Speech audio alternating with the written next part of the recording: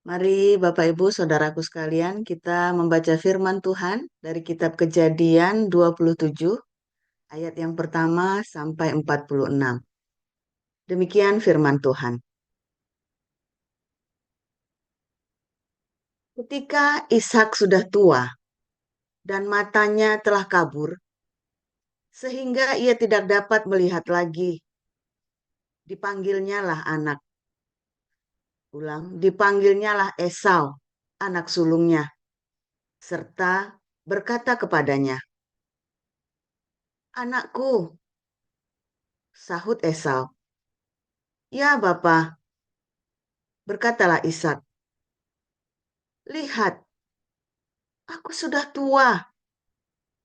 Aku tidak tahu bila hari kematianku. Maka sekarang ambillah senjatamu, tabung panah dan busurmu, pergilah ke padang dan burulah bagiku seekor binatang. Olahlah bagiku makanan yang enak, seperti yang kugemari. Sesudah itu, bawalah kepadaku, supaya ku makan, agar aku memberkati engkau sebelum aku mati." Tetapi Ribka mendengarkannya. Kata Ishak ketika Ishak berkata kepada Esau, anaknya, setelah Esau pergi ke padang memburu seekor binatang untuk dibawanya kepada ayahnya, berkatalah Ribka kepada Yakub, anaknya, "Telah kudengar ayahmu berkata kepada Esau kakakmu, bawalah bagiku seekor binatang buruan, dan olahlah bagiku makanan yang enak, supaya ku makan, dan supaya aku memberkati engkau di hadapan Tuhan sebelum aku mati. Maka sekarang anakku, dengarkanlah perkataanku seperti yang kuperintahkan kepadamu. Pergilah ke tempat kambing domba kita. Ambillah dari sana 2 anak kambing yang baik. Maka aku akan mengolahnya menjadi makanan yang enak bagi ayahmu, seperti yang digemarinya.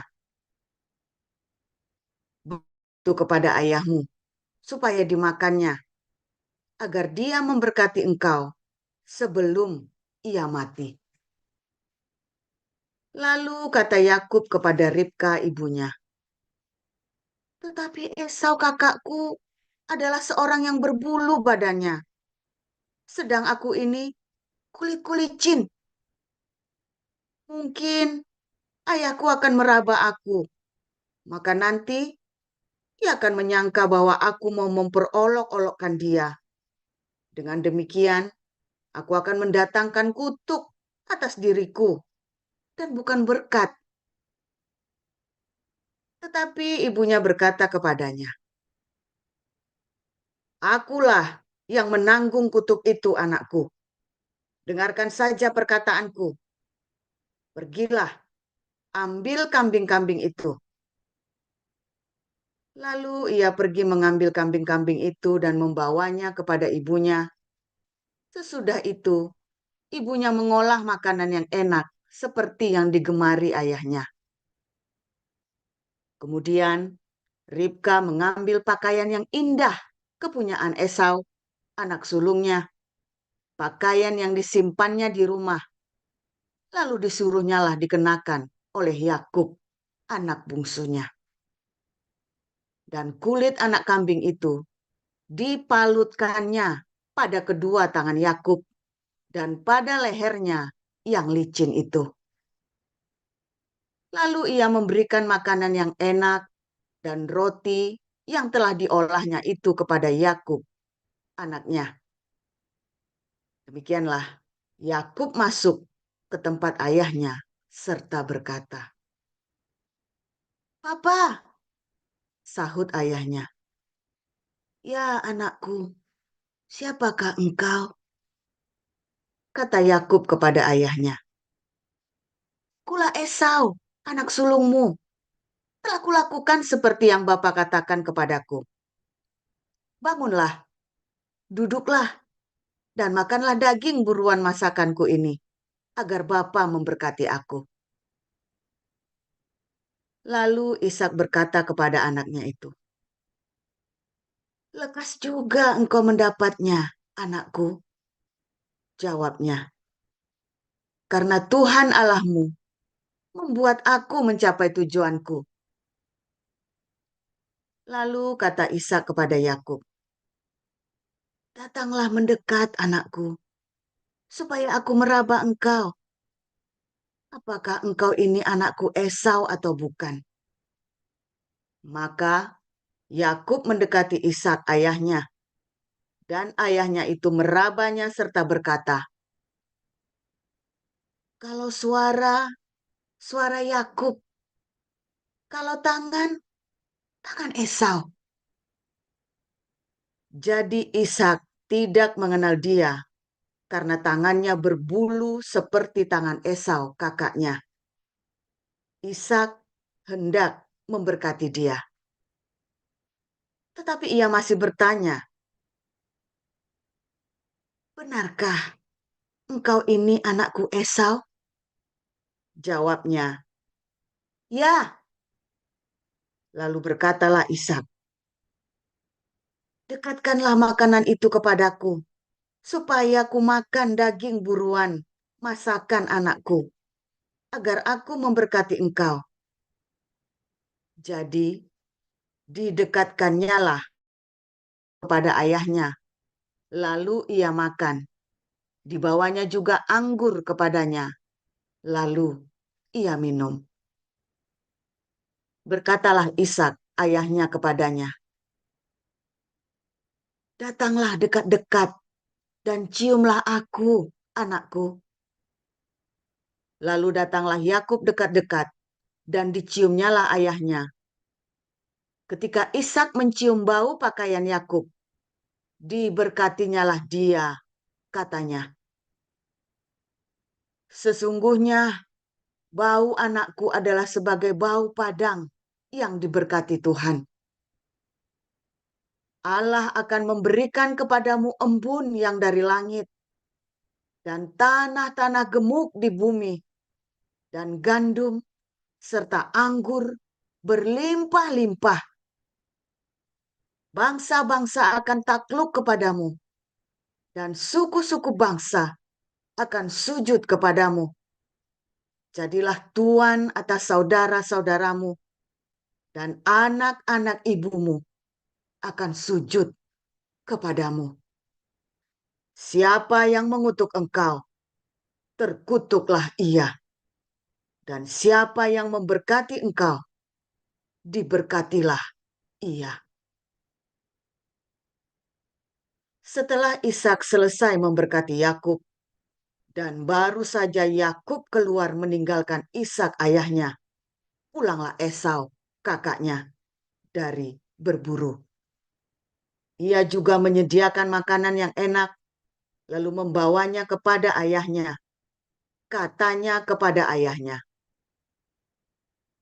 "Bapa, bangunlah dan makan daging buruan masakan anakmu, agar engkau memberkati aku." Tetapi kata Ishak ayahnya kepadanya, "Siapakah engkau ini?" Sahutnya, "Akulah anakmu, anak sulungmu, Esau." Lalu terkejutlah Ishak dengan sangat, serta berkata, "Siapakah gerangan dia yang memburu binatang itu dan yang telah membawanya kepadaku?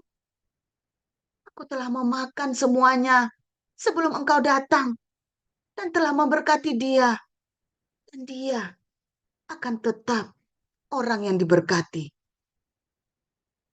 Sesudah Esau mendengar perkataan ayahnya itu, meraung-raunglah ia dengan sangat keras dalam kepedihan hatinya, serta berkata kepada ayahnya, "Berkatilah aku ini juga, ya Bapa." Jawab ayahnya, "Adikmu telah datang dengan tipu daya dan telah merampas berkat yang untukmu itu." Kata Esau, "Bukankah tepat namanya Yakub? karena ia telah 2 kali menipu aku. Hak kesulunganku telah dirampasnya, dan sekarang dirampasnya pula berkat yang untukku. Lalu katanya, apakah Bapak tidak mempunyai berkat lain bagiku? Lalu Ishak menjawab Esau, katanya, sesungguhnya telah kuangkat dia menjadi tuan atas engkau, dan segala saudaranya telah kuberikan kepadanya menjadi hambanya, dan telah kubekali dia dengan gandum dan anggur. Maka kepadamu, apalagi yang dapat kuperbuat, ya anakku? Kata Esau kepada ayahnya.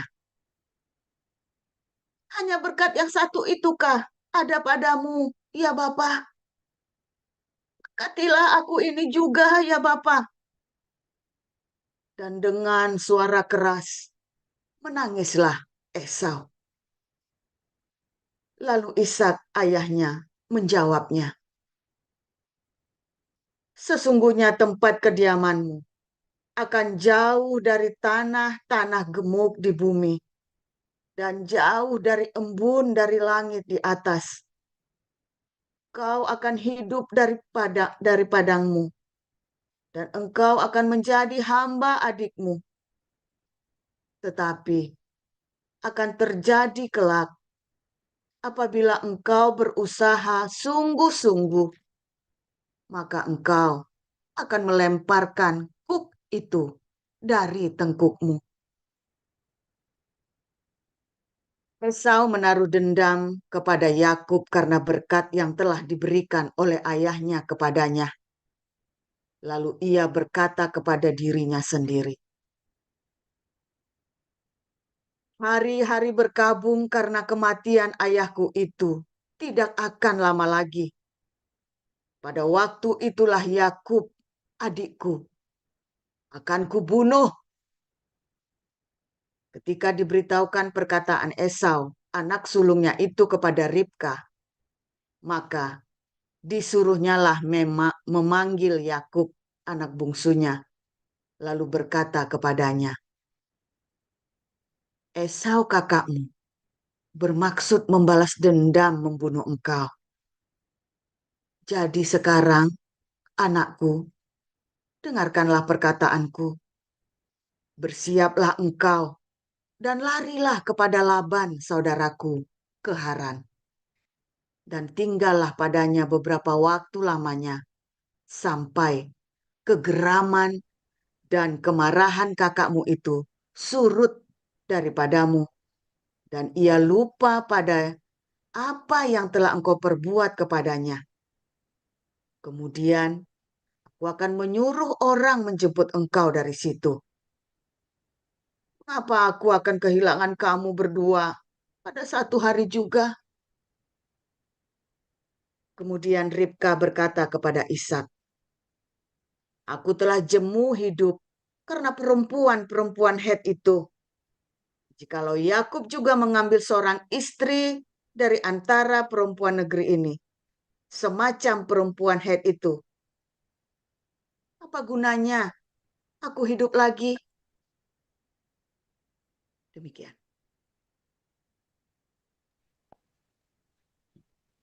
Pembacaan kedua, Lukas 12 ayat 1 sampai dengan 34. Sementara itu, beribu-ribu orang banyak telah berkerumun, sehingga mereka berdesak-desakan. Lalu Yesus mulai mengajar pertama-tama kepada murid-muridnya. Katanya, waspadalah terhadap ragi, yaitu kemunafikan orang Farisi.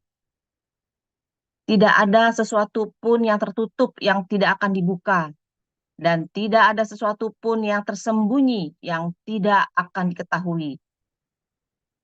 Karena itu, apa yang kamu katakan dalam gelap akan kedengaran dalam terang, dan apa yang kamu bisikkan ke telinga di dalam kamar akan diberitakan dari atas atap rumah. Aku berkata kepadamu, hai sahabat-sahabatku, Janganlah kamu takut terhadap mereka yang dapat membunuh tubuh dan kemudian tidak dapat berbuat apa-apa lagi. Aku akan menunjukkan kepada kamu siapakah yang harus kamu takuti. Takutilah dia yang setelah membunuh mempunyai kuasa untuk melemparkan orang ke dalam neraka. Sesungguhnya aku berkata kepadamu, takutilah dia.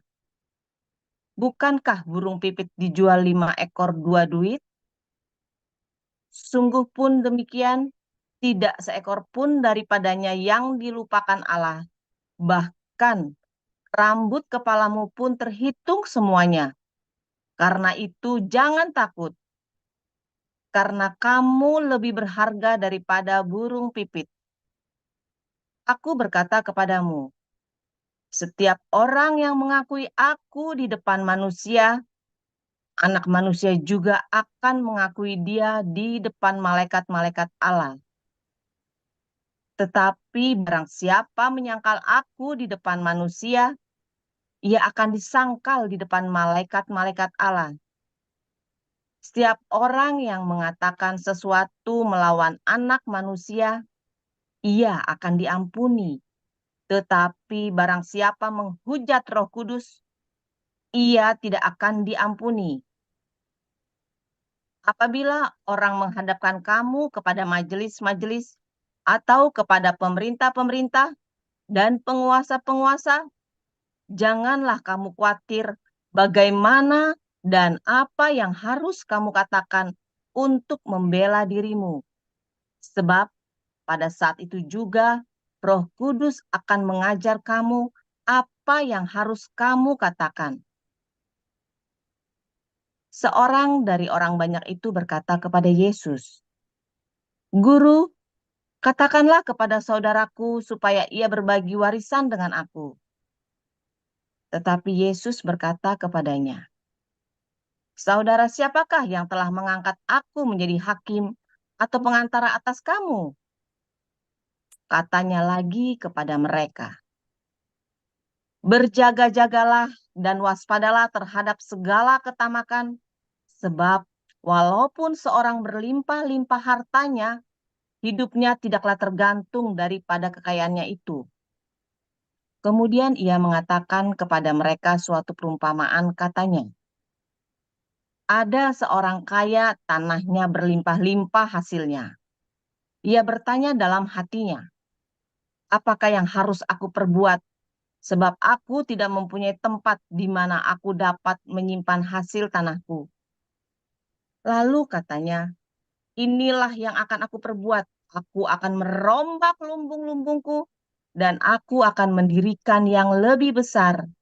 Dan aku akan menyimpan di dalamnya segala gandum dan barang-barangku. Sesudah itu, aku akan berkata kepada jiwaku, jiwaku, ada padamu banyak barang, tertimbun untuk bertahun-tahun lamanya. Beristirahatlah, makanlah, minumlah, dan bersenang-senanglah. Tetapi firman Allah kepadanya, hai engkau orang-orang bodoh, pada malam ini juga jiwamu akan diambil daripadamu. Dan apa yang telah kau sediakan, untuk siapakah itu nanti? Demikianlah jadinya dengan orang yang mengumpulkan harta bagi dirinya sendiri, jikalau ia tidak kaya di hadapan Allah. Yesus berkata kepada murid-muridnya, karena itu aku berkata kepadamu, janganlah khawatir akan hidupmu, akan apa yang hendak kamu makan, dan janganlah khawatir pula akan tubuhmu, akan apa yang hendak kamu pakai. Sebab hidup itu lebih penting daripada makanan, dan tubuh itu lebih penting daripada pakaian. Perhatikanlah burung-burung gagak yang tidak menabur dan tidak menuai, dan tidak mempunyai gudang atau lumbung. Namun demikian diberi makan oleh Allah. Betapa jauhnya kamu melebihi burung-burung itu. Siapakah di antara kamu yang karena kekhawatirannya dapat menambahkan sehasta pada jalan hidupnya. Jadi, jikalau kamu tidak sanggup membuat barang yang paling kecil, mengapa kamu khawatir akan hal-hal lain? Perhatikanlah bunga bakung yang tidak memintal dan tidak menenun. Namun aku berkata kepadamu, Salomo dalam segala kemegahannya pun tidak berpakaian seindah salah satu dari bunga itu. Jadi, jika rumput di ladang yang hari ini ada dan besok dibuang ke dalam api, demikian didandani Allah, terlebih lagi kamu, hai orang yang kurang percaya. Jadi, janganlah kamu mempersoalkan apa yang akan kamu makan atau apa yang akan kamu minum, dan janganlah cemas hatimu. Semua itu dicari bangsa-bangsa di dunia yang tidak mengenal Allah. Akan tetapi Bapamu tahu bahwa kamu memang memerlukan semuanya itu. Tetapi carilah kerajaannya, maka semuanya itu akan ditambahkan juga kepadamu. Janganlah takut, hai kamu kawanan kecil, karena Bapamu telah berkenan memberikan kamu kerajaan itu. Jualah segala milikmu dan berikanlah sedekah. Buatlah bagimu pundi-pundi yang tidak dapat menjadi tua, suatu harta di sorga yang tidak akan habis, yang tidak dapat didekati pencuri, dan yang tidak dirusakkan ngengat. Karena di mana hartamu berada, di situ juga hatimu berada. Demikianlah sabda Tuhan. Hendaklah pinggangmu tetap berikat dan pelitamu tetap menyala. Dan hendaklah kamu sama seperti orang-orang yang menanti-nantikan tuannya yang pulang dari perkawinan. Supaya jika ia datang dan mengetok pintu, segera dibuka pintu baginya. Berbahagialah hamba-hamba yang didapati tuannya berjaga-jaga ketika ia datang. Aku berkata kepadamu, sesungguhnya ia akan mengikat pinggangnya dan mempersilahkan mereka duduk makan, dan ia akan datang melayani mereka. Dan apabila ia datang pada tengah malam atau pada dini hari dan mendapati mereka berlaku demikian, maka berbahagialah mereka. Tetapi ketahuilah ini, jika tuan rumah tahu pukul berapa pencuri akan datang, ia tidak akan membiarkan rumahnya dibongkar. Hendaklah kamu juga siap sedia, karena Anak Manusia datang pada saat yang tidak kamu sangkakan. Kata Petrus, Tuhan, kamikah yang engkau maksudkan dengan perumpamaan itu, atau juga semua orang? Jawab Tuhan, jadi siapakah pengurus rumah yang setia dan bijaksana yang diangkat oleh tuannya menjadi kepala atas semua hambanya untuk memberikan makanan kepada mereka pada waktunya? Berbahagialah hamba yang didapati tuannya melakukan tugasnya itu ketika tuannya itu datang. Aku berkata kepadamu, sesungguhnya tuannya itu akan mengangkat dia menjadi pengawas segala miliknya. Akan tetapi, jikalau hamba itu jahat dan berkata di dalam hatinya, Tuanku tidak datang-datang, lalu ia mulai memukul hamba-hamba laki-laki dan hamba-hamba perempuan, dan makan, minum, dan mabuk. Maka tuan hamba itu akan datang pada hari yang tidak disangkakannya, dan pada saat yang tidak diketahuinya, dan akan membunuh dia dan membuat dia senasib dengan orang-orang yang tidak setia. Adapun hamba yang tahu akan kehendak tuannya, tetapi yang tidak mengadakan persiapan atau tidak melakukan apa yang dikehendaki tuannya, ia akan menerima banyak pukulan. Tetapi barang siapa tidak tahu akan kehendak tuannya, dan melakukan apa yang harus mendatangkan pukulan, ia akan menerima sedikit pukulan. Setiap orang yang kepadanya banyak diberi, daripadanya akan banyak dituntut. Dan kepada siapa yang banyak dipercayakan, daripadanya akan lebih banyak lagi dituntut. Aku datang untuk melemparkan api ke bumi, dan betapakah aku harapkan api itu telah menyala. Aku harus menerima baptisan, dan betapakah susahnya hatiku sebelum hal itu berlangsung. Kamu menyangka bahwa aku datang untuk membawa damai di atas bumi?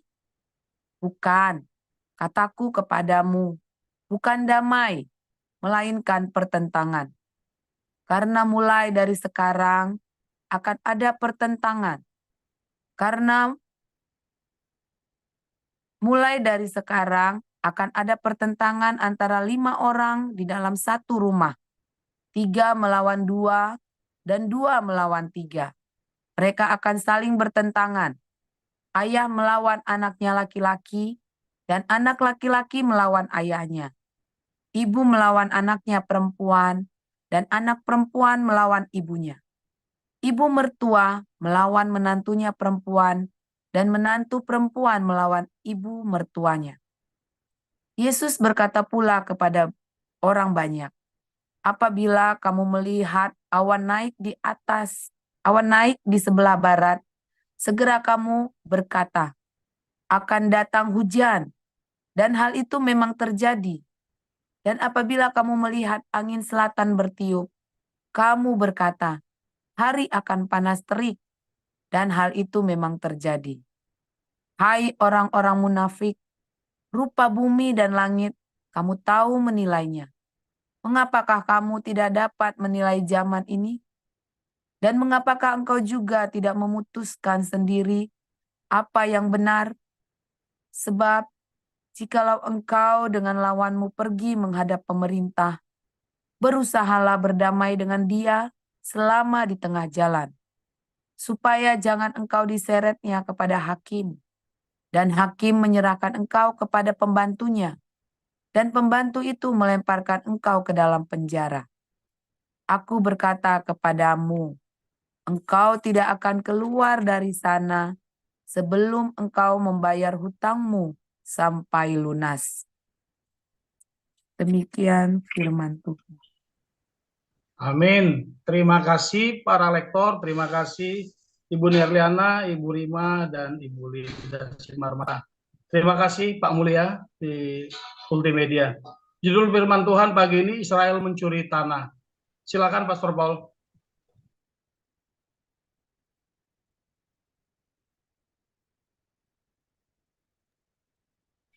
Haleluya, firman Tuhan selalu baru setiap hari ketika kita menanti-nantikan Tuhan, saudara ya. Saudara, ketika kita mendengar ya tuduhan-tuduhan dunia internasional ya bahwa Israel mencuri tanah Palestina, saudara ya. Bahkan PBB menuduh demikian ya, okupasi, bahwa Israel mengokupasi tanah Palestina, saudara. Padahal mereka sendiri yang kasihkan tanahnya ke Israel, saudara ya. Aneh ya. Jadi lucu ini ya, sekarang ini dunia ini begitu mudahnya para birokrat-birokrat dunia ini ya disuap oleh Hamas dan Islam. Karena ini adalah perjuangan perlawanan Islam terakhir ya kepada kafir yang diwakili oleh orang Yahudi dan Amerika ya. Amerika mewakili Kristen, orang Yahudi yang mewakili Yahudi. Nah, lalu bahkan Harvard ya, Columbia University, terus MIT dibeli sudah dari Sogok ya, presidennya ya. Terus PBB juga sama, ikut menuduh bahwa Israel mencuri tanah. Apakah Israel mencuri tanah? Enggak, loh, itu kan dikasih itu kan sudah ada perjanjiannya dengan PBB. Ya. Dan kemudian waktu mereka diserang, PBB juga diam saja, saudara. Tahun 48, 67, 73. Mereka diserang, PBB diam saja, nggak ikut campur. Jadi ketika mereka perang, terus dia ambil itu West Bank, itu gas, bukan mencuri, itu haknya Israel. Sudah bagus dikembaliin, saudara ya. Yang Sinai Peninsula sama Gaza dikembalikan kan sama Israel kan. Golan sama West Bank-nya, Golan nggak dikembalikan, West Bank-nya separuh-separuh. Itu bukan mencuri, saudara. Mereka ditantang perang, ya kan, lempar dadu kan di meja kan. Apakah Indonesia dijajah? Tidak. Karena raja-raja Islam Nusantara nantang perang sama Belanda, sama VOC. Kalau kalah perang, ya diambil semuanya. The winner takes it all, kan? The winner takes it all, saudara. Ya, gimana? Kamu sudah nantang perang, kamu nggak mau baik-baik kok.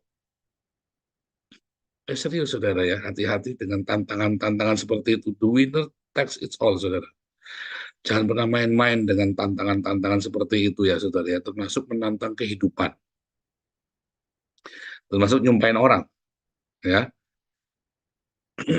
Saudara percaya nggak ada keberuntungan dalam hidup? Kalau saya percaya, saudara ya. Ada masa-masanya tentang peruntungan. Oh, kita harus berjuang, Pak. Iya, saudara. Ada orang yang berjuangnya sampai 100 kali, ya, pada akhirnya dia mendapatkannya. Ada orang yang tidak perlu berjuang dengan habis-habisan, melangkah sekali saja sudah dapat semuanya. Itu namanya keberuntungan. Ya kan? Banyak orang yang ngarap-ngarap, berambisi, berebut sampai bacok-bacokan untuk mendapatkan uang Rp1.000, tapi banyak orang yang cuma duduk manis saja bisa dapat 1 miliar, saudara. Ya kan? Itu kan keberuntungan, kan? Kita nggak bisa pungkiri ada keberuntungan.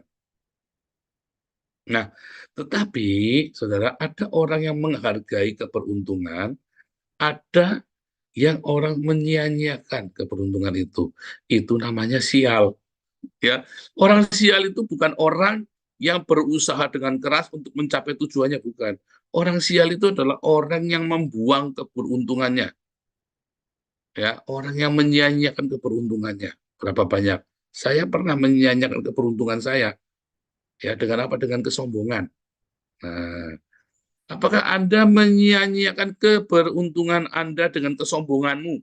Sebagian besar keberuntungan itu dibuang dengan kesombongan. Sama seperti Esau waktu dia menjual hak kesulungannya hanya dengan semangkuk kacang merah. Ya, dia meremehkan, dia pikir, "Ais, kamu nih orang lemah. Nanti saya rebut kembali." Begitu sudah benar-benar diambil, konsisten Ishak, saudara. Begitu udah dikasih, udah saya kasih. Nggak bisa ditarik kembali. Dia kaget. Kok nggak bisa? Ya nggak bisa. Emang cowok apaan? Katanya Ishaknya kan ke Esau. Nggak bisa. Kan kamu sudah bersumpah-sumpah juga ya. Kamu keperangkap dengan sumpahmu sendiri, sehingga jalanmu ke sana. Saudara, ini beneran ya, saudara ya. Saya bukannya geeran. Saya kan ngamatin. Orang-orang yang ngutukin saya itu pada habis semua ya, saudara ya.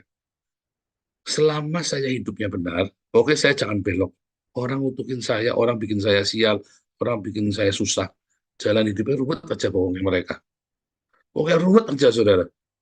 Mengapa bisa ruwet? Ya karena saya sendiri sudah habis-habisan buat Tuhan. All out saya buat Tuhan, saudara, habis-habisan. Makanya saya selalu bilang, jangan melagrang di depan jalannya saya. Bukan saya yang merukain Anda loh. Tapi iblis itu kan nyerang saya. Ketika Anda melagrang, maka iblis kenanya kamu. Kamu jadi tameng hidupnya saya. Ya kan?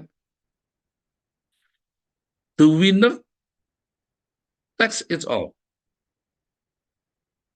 Sehingga saya yang menang. Sehingga saya mendapatkan banyak sekali keberuntungan. Ya kan?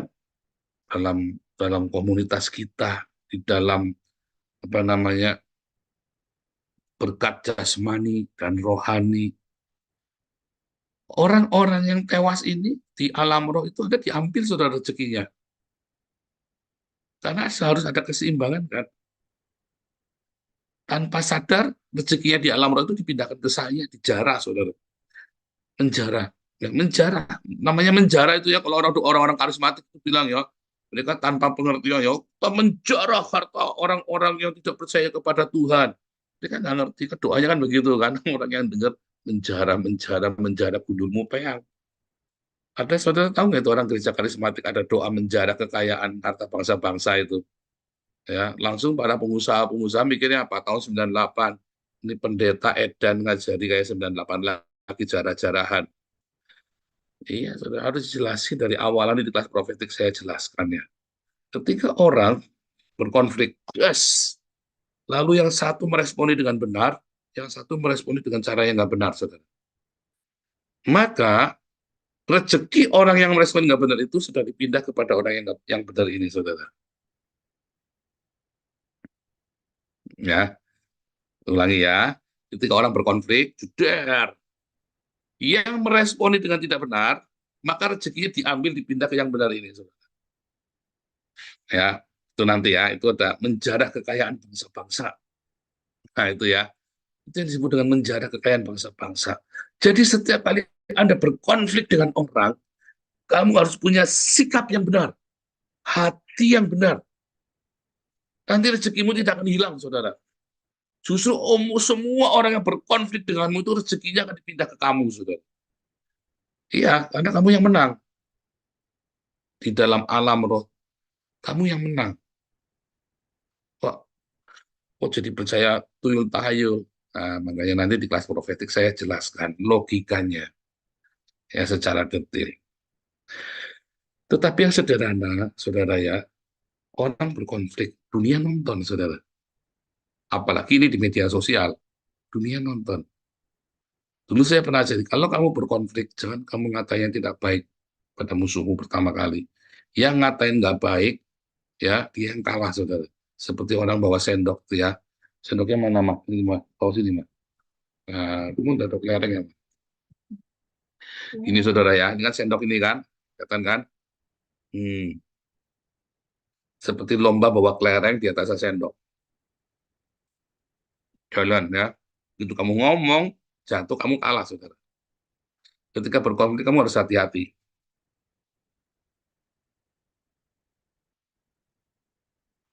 Ya, hati-hati saudara ya. Kalau Anda salah, ya ini contohnya dia kan kelereng coklat ya.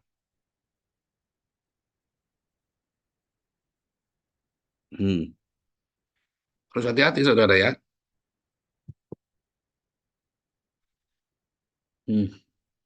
Begitu ngomong jatuh saudara. Ketika kamu berkonflik, jangan ngomong pertama kali, jangan ucap yang jelek tentang saudaramu pada orang-orang. Diam saudara. Responmu, hatimu yang benar. Lebih baik diam kalau kamu nggak bisa. Kalau kamu tidak tahu bagaimana cara meresponnya, diam itu yang lebih baik. Kalau kamu punya hikmat, bagaimana cara meresponnya, merespon. Tapi kalau kamu salah respon, yang pertama kali ngomong itu yang kalah, saudara. Lalu orang menilai kan, maka orang tidak akan bersimpati kepada yang jejeritan tadi, walaupun yang jejeritan itu yang benar, saudara. Oh, kalau nggak jujur saya nanti kan di framing, Pak. Oh, enggak, saudara. Ini ceritanya beda, saudara. Ini ceritanya lagi konflik, bukan lagi nggak konflik. Ya, seperti Israel dengan Hamas. Jejeritan kan si Hamas ya kan, lama-lama kan orang curiga, kenapa begitu ya? Ada sedikit dibongkar sendiri, kurang ajar nih. Ya kan? Ada orang-orang pintar pun nggak mau. Amerika, Eropa, lama-lama nggak mau merasa dikadalin. Nggak mungkin sebegitu rupanya, terlalu lebay. Diam. Kalau kamu tidak tahu bagaimana meresponnya, sebaiknya diam. Ya, saudara ya, biasa. Tenang, jalan seperti biasa. Kalau kamu tahu meresponinya, ya makanya ya, kalau kamu ditampar pipi kirimu, ya, berikan pipi kananmu, itu artinya bukan, yo satu lagi nih, satu lagi, bukan begitu. Artinya kamu harus tough, kamu nggak boleh cengeng. Kan kamu jejeritan ke sana sini kan kamu cari pembelaan kan, karena kamu mencari pembelaan kan, carilah pembelaan dari Tuhan saja. Ya, itu logika pertama. Logika kedua, ya, begitu orang tahu ternyata yang salah adalah orang itu, saudara. Ya, musuhmu yang salah, maka orang itu akan memberikan berkat-berkat itu kepadamu, ucapan-ucapan berkat. Ya kita doakan kamu ya supaya bahkan berkat jasmani dan rohani. Makanya saya saudara, setiap kali saya berkonflik, setiap respon saya benar, selalu ada berkat saudara. Selalu ada. Ya, kemarin saya mau kuliah di Haifa, saya mau di apa. Jasmani dan rohani. Ya kan, saya bilang sebentar lagi saya pasti diberkati. Ini sekali lagi sebentar lagi saya akan diberkati. Setiap kali ada konflik saya pasti diberkati, saudara. Dan semakin ahli di dalam meresponinya. Karena kan diulang berkali-kali. Ya, harusnya begitu. Kamu diberkati nanti. Nah, disitulah sebenarnya Israel mencuri berkat bangsa-bangsa. Karena selalu difitnah, di framing, teori konspirasi tadi malam ya, Anda dengar. Selalu diframing, dijadikan korban. Makanya hari ini Israel merebut berkat seluruh bangsa-bangsa. Ya, seluruh berkat bangsa-bangsa itu jatuh ke tangan Israel. Apalagi dari tangan musuh-musuhnya. Makanya musuh-musuh Israel tambah habis, tambah remuk, Israel tambah kaya. Itulah sebabnya orang-orang yang memusuhi saya tambah habis, saya tambah diberkati. Karena saya selalu berusaha merespon dengan benar. Jangan khawatir berkonflik dengan saya tidak akan jelek-jelekan Anda, saudara. Jangan khawatir berkonflik dengan saya tidak akan jelek-jelekan, tidak akan busuk-busukin kalian kepada orang-orang. Prinsip saya, kalau saya bisa jadi berkat buat kamu, mengapa saya harus jadi laknat buat kamu? Saya bukan orang yang kalau saya nggak dapat, kamu juga nggak boleh dapat. Enggak, saudara. Kalau saya bisa jadi berkat buat kamu, makanya saya nggak pernah, ya orang ambil orang Islam, orang Kristen ngambil dari YouTube-nya saya ya.